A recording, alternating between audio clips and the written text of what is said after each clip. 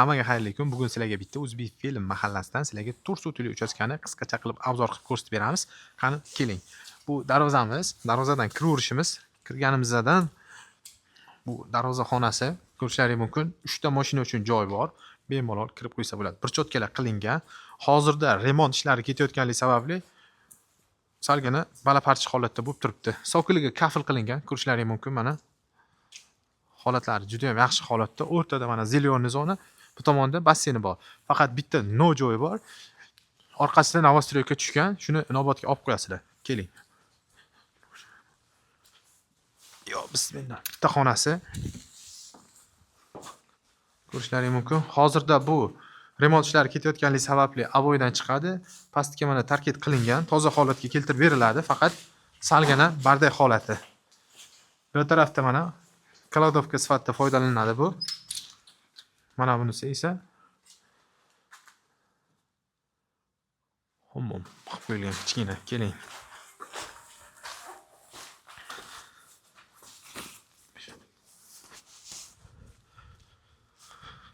Keyingi xonalarimiz. Bitta xona bor bu yoq tarafda. O'rtada podvalimiz ham bor. Bu yiqilaverardi-ku odamimiz.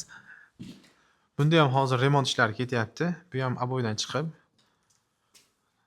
chiroyli holiga keltirib beriladi. Keyingi xonamiz. Bu yoq tarafimizda zal, bu spalni bo'lgan shekilli oldin. Va hozir sovuq ishlari ketyapti.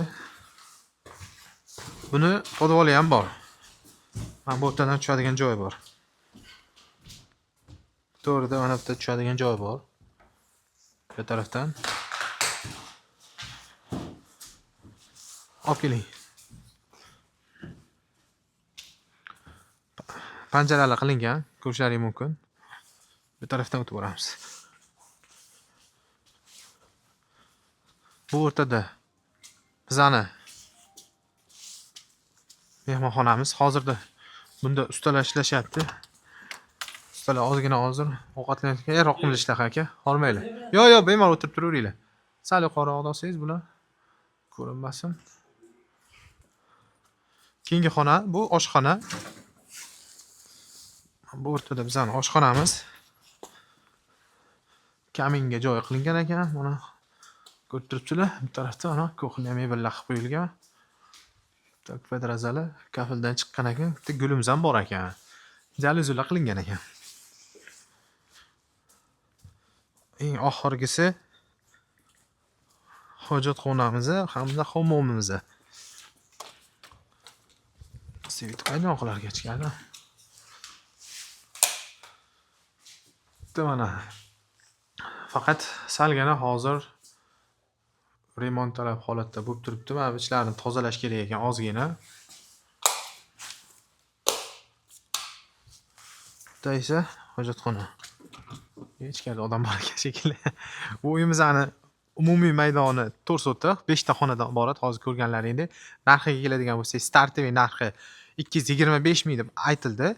Kelib bemalol savdo qilsalaring bo'ladi. Qilib beriladigan ishlar hamma xonalarga aboy qilinadi. O'sha bitta bu o'rtadagi, keyin o'rtada, mana bu o'rtada ish ketyapti. Mana shu xonalarga hammasiga aboy qilib, tarkib pollari qilib beriladi.